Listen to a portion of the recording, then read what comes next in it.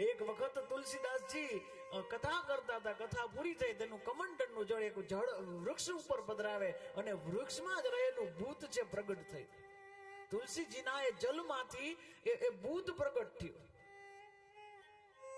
ભૂત પ્રગટ થયું અને તરત જ તુલસીદાસને કે હું બહુ પ્રસન્ન છું, મારે તમને કઈક આપવું છે. બોલો શું કામ છે? તુલસીદાસ હસતા હસતા કે ભૂતથી મારે શું કામ હોય? તો કે નહીં, હું સમર્થ ભૂત છું, તમે મને મુક્તિ આપી છે, મારે તમને આપવું છે. તુલસીદાસજી કે જો તું આપી શકતો હોય અને સમર્થ હોય તો મારે એક જ છે, કેવલમ કેવલમ રામના દર્શન કરવા છે. તો ભૂતે જવાબ આપ્યો, તમને તુલસીદાસજી તમને ખબર નથી, આખી જિંદગી રામનું નામ નથી લીધું એટલે તો ભૂત બન્યો છો. રામ નામ નથી લીધું એટલે તો ભૂત બન્યો છે.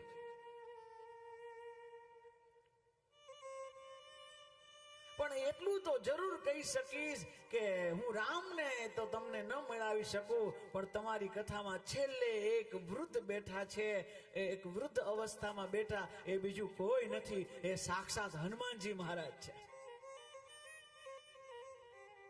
અને પછી તુલસીજીએ પ્રશ્ન કર્યો કે હું આટલો રામનો ભગત, હનુમાનજીનો ભગત, હું હનુમાનજી ન ઓળખી ગયો, તું કેમ ઓળખી ગયો? હું ન ઓળખી ગયો તો ભૂત તું કેમ ઓળખી ગયો? ત્યારે સરસ મજાના ભૂતે જવાબ આપ્યો તો કે નવા નવા કોક સાહેબ આવે ને,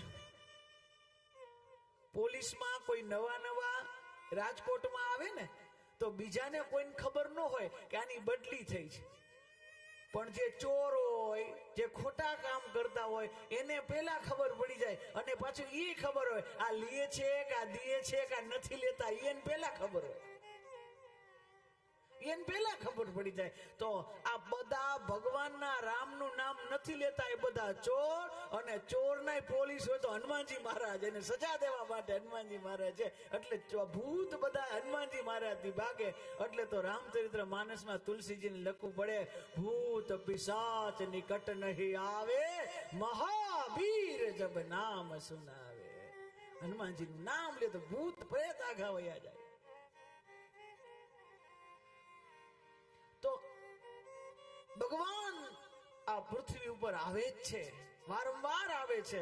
હું તો એમ કહું, નિત્ય એક વખત તો ભગવાન, રોજ એક વખત તો ભગવાન પૃથ્વી ઉપર આવે છે.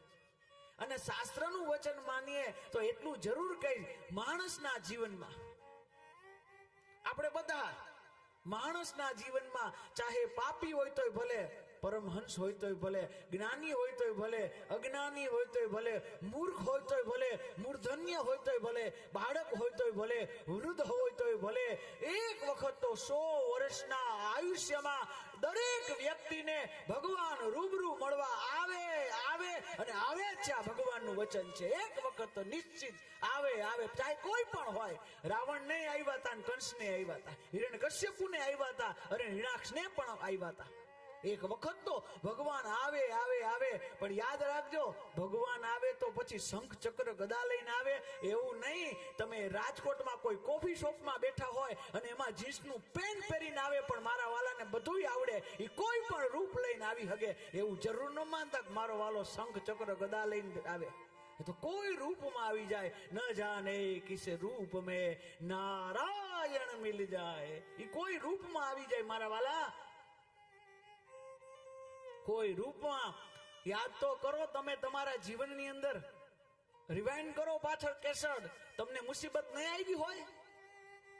કોઈ વ્યક્તિ એવું નથી કે એને મુશ્કેલ નહીં આવી હોય, મુસીબત નહીં આવી હોય. જાવ એ સમયમાં પાછા, અને પાછા સમયમાં જ્યારે કોઈ કાઢવા વાળું ન હોય, એવા મુસીબતમાં હલવાના હશો, ત્યારે એક સહારો મળ્યો છે, ચાહે વાહરો વ્યક્તિનો છે, પણ વિશ્વાસ માનજો, એ વ્યક્તિ નહીં, એ વ્યક્તિના રૂપમાં ભગવાન તમારી સેવા, અને ભગવાન તમારી એ સેવાનો સ્વીકાર કરવા આવ્યા છે. ભગવાન જ આવ્યા છે. એ તમને વ્યક્તિ, કાકા મામા ફઈ બધા દેખાતા હશે મારા વાલા, એ કાકા મામા ફઈ નથી, એ તમારા ભગવાન જ છે. પણ એ રૂપમાં આવ્યા, તમે ઓળખી ન હોગો, એટલે ભગવાન જ આવે છે મુસીબતમાં કાઢવા માટે, મારો વાલો જ આવે છે.